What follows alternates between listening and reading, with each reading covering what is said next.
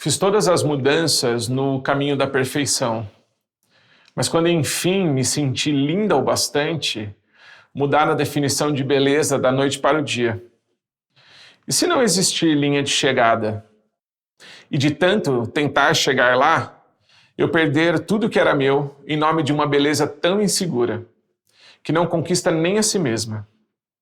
As mentiras que vendem.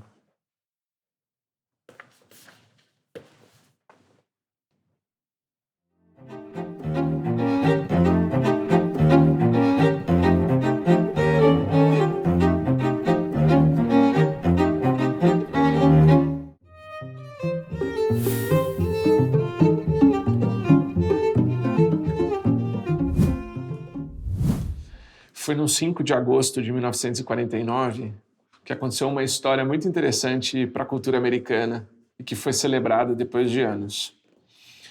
Nesse 5 de agosto de 49, o Veg Dodge, que era líder de uma equipe de salvamento de incêndios, paraquedista e bombeiro, aterrissaram na Ravena de Mangute, cortada pelo rio Missouri, no estado de Montana. E naquele espaço onde eles estavam fazendo a operação de salvamento, aconteceu duas coisas muito inusitadas.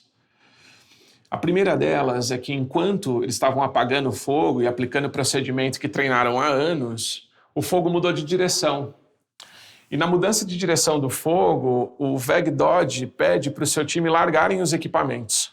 E é interessante porque os estudos depois mostraram que é um exercício super difícil de um bombeiro numa situação como essa, largar o equipamento, porque ele está acostumado a usar o equipamento racionalmente como instrumento de salvamento. Como é que eu abro mão de um equipamento que costuma me salvar ou me livrar de uma situação ruim que eu tenho? Foi nesse momento em que o grupo caminhava para o lugar do salvamento que o Veg Dodge se deu conta de que os 12 e ele não se salvariam e que precisaria tomar uma segunda decisão. Estranhamente, ele começa a colocar fogo no espaço em que ele estava posicionado e pede para que o time todo fizesse o mesmo e se aproximasse daquele lugar. O time, sem entender muito bem a orientação do líder ou qual era a recomendação e o resultado que aquilo ia gerar, resolve continuar caminhando para as colinas. Alguns com equipamento que não conseguiu largar e outros com o vigor físico de caminhar mais rápido. Ao final dessa experiência, 3 pessoas se salvaram.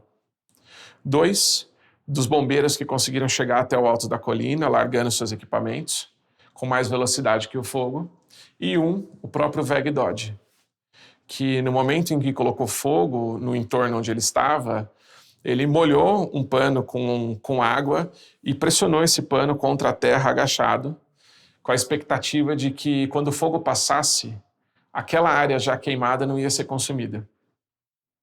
Não há nenhum registro na formação dos bombeiros de que esse procedimento tenha sido treinado. E essa é uma história que abre o livro do Adam Grant, o autor americano chamado Pense de Novo na tradução do Brasil. Esse espaço onde a gente consegue tomar decisões baseadas no nosso próprio repertório diante de situações não conhecidas. Essa potência de mudar a rota em fração de segundos. Quando eu lembro dessa história, uma tensão muito presente na condição de liderança me parece muito viva. A primeira é que, de um lado, você tem a rigidez e a necessidade de romper com o status quo, de mexer com a situação atual e criar novas possibilidades de caminhos de mudança. E, do outro lado, conviver com uma volatilidade tão grande que nada mais tem base e tudo muda o tempo todo. Talvez o Lulu tenha razão mesmo, o Lulu Santos, na música dele, que tudo muda o tempo todo no mundo. A verdade é que a gente precisa de um pouco de base para conseguir lidar com essas mudanças todas. E é nesse momento que surge uma tensão super importante na condição de liderança sobre aspectos de mudança. Como conciliar um caminho de uma rigidez que não permite mudar para um outro que também leva ao extremo de uma volatilidade que não tem base. É nesse espaço de tensão que surge a possibilidade de pensar mudança a partir da lente do solo.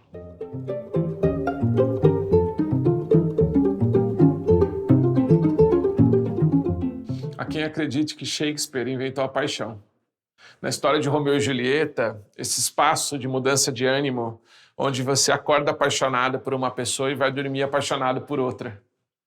Esse movimento quase infantil de lidar com o amor, nessa mudança rápida de ânimo e de estado de ser. Quando o Romeu está conversando com Frei Lourenço, logo pela manhã, fala de Rosalina. E no outro dia vai dormir e acorda falando de Julieta. Frei Lourenço fica meio perdido com essa história.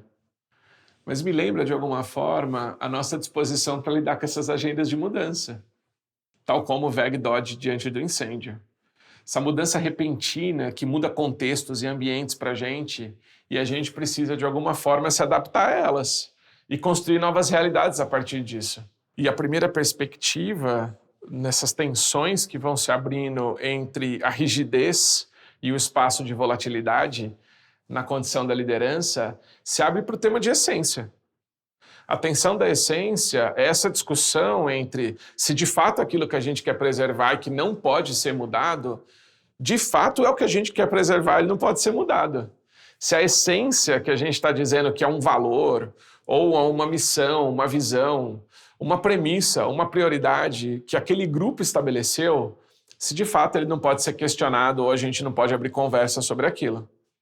É nessa tensão entre se a essência ou não, se a gente fala de essência ou a gente fala do próprio ego, se a gente usa o argumento de essência para defender uma realidade que não quer ser mudada, que mora a primeira tensão.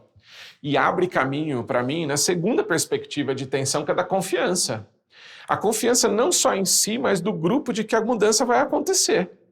Essa perspectiva de que mudar, de fato, vai ser melhor. A confiança na competência da mudança. A confiança se quem está do meu lado, de fato, vai fazer aquilo que foi pedido. O Alex Ferguson, na história dele com o Manchester United, em 27 anos liderando o time, ele conta uma história que ele foi treinar o Verón, que era um meio argentino, super habilidoso na época. E ele contava que quando colocava o Verón para jogar numa determinada posição do campo, 10 minutos depois o Verón estava jogando de outro jeito. Uma impotência quase disciplinar de se manter numa posição em prol do time. Eu não sei se o Verón fazia isso de propósito, se de fato ele não conseguia, mas o fato é que o Alex Ferguson não conseguia confiar nele. Aliás, nem o time conseguia, e depois de 2 anos de contrato, 80 jogos, ele teve que romper o contrato com o Manchester. Esta perspectiva traz para mim a terceira tensão, que é a tensão da impotência. É fato que a gente consegue observar, depois de receber um feedback de alguém, ter uma conversa com alguém importante, o resultado de uma avaliação de desempenho, o olhar atento para alguém que gosta da gente, a gente observar o que precisa ser mudado. O fato é que tem a tensão que a gente não consegue às vezes. Tem gente que caminha com agendas de mudança para a vida inteira. Aliás, eu acho que eu caminho com agenda de mudanças que eu vou carregar a vida inteira. Porque tem esse diálogo sobre se está na essência, e se algo precisa ser modificado, o quanto eu tenho potência para mudar aquilo? Essa tensão da condição de liderança, do quanto um grupo pode. Qual é a possibilidade que esse grupo consegue mudar? Ou qual é a minha própria possibilidade de mudar que transita esses espaços de tensões? No extremo entre a rigidez sobre o argumento, às vezes, da essência, maquiado de algo que não pode ser mudado, ou no extremo da volatilidade que não tem espinha dorsal que precisa ser preservada, que me parece que surgem essas 3 tensões. Essas tensões que passam pelo espaço da confiança, da reflexão e o diálogo com aquilo que se chama de essência, ou a impotência mesmo daquele time ou daquele líder de mudar. É nesse terreno e nessas condições que surgem as possibilidades do solo em nosso espaço de conversa sobre mudança.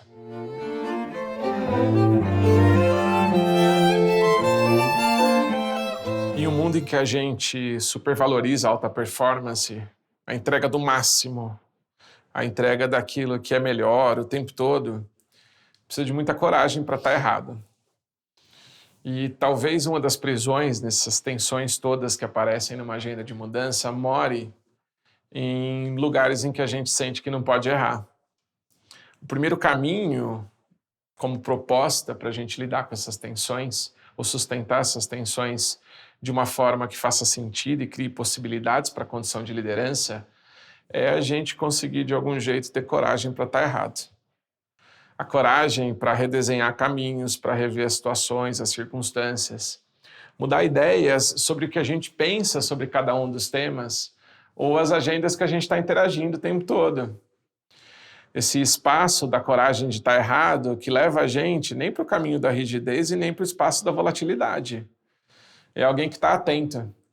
É o comportamento que o Adam Grant chama de científico. Não defendendo uma ideia o tempo todo ou tentando fazer lobby de uma ideia, mas um comportamento científico de quem está disposto a mudar de opinião diante de uma nova possibilidade, a revisitar os caminhos. E esta reflexão sobre a coragem de estar errado abre para mim uma segunda perspectiva de caminho. A ideia de que, de algum modo, a gente precisa se manter em diálogo com o tempo. Eu explico mais ou menos isso da seguinte perspectiva.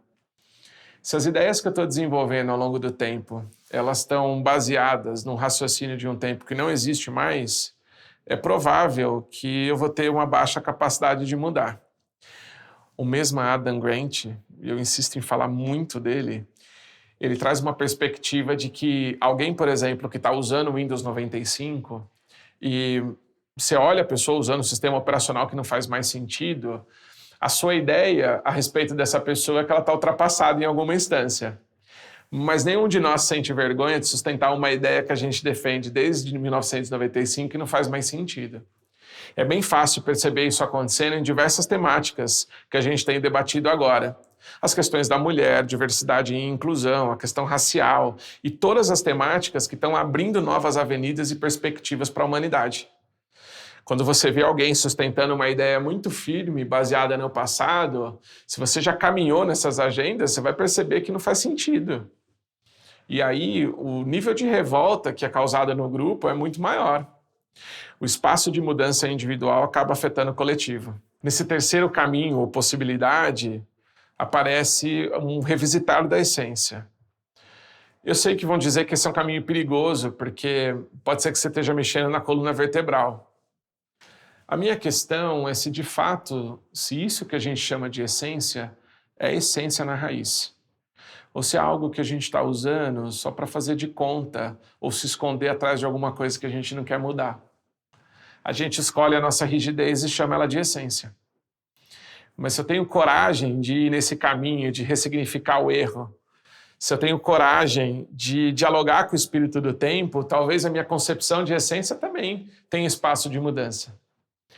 Entre a perspectiva de estar rígido diante de uma mudança e não mudar de jeito nenhum, acreditar que aquela é a realidade dada, e o extremo da volatilidade, onde tudo muda o tempo todo e eu não tenho nenhum lugar para me segurar, é que abrem-se essas fendas no solo, caminhos para a gente atravessar essa condição de liderança diante da mudança, que passa por revisitar se de fato a essência é isso que a gente está chamando de essência. Que abre um caminho da coragem de estar errado em algum momento e se manter vivo diante do diálogo com o espírito do tempo.